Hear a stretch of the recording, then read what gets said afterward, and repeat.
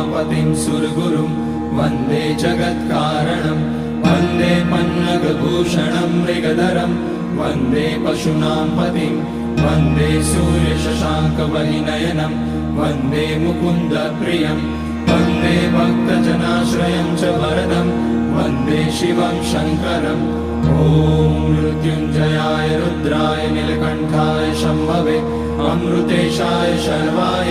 महादेवाय ते नमः। नमस्तेस्तु भगवन् विश्वेश्वराय महादेवाय त्र्यम्बकाय त्रिपुरान्तकाय त्रिकाग्निकालाय कालाग्निरुद्राय नीलकण्ठाय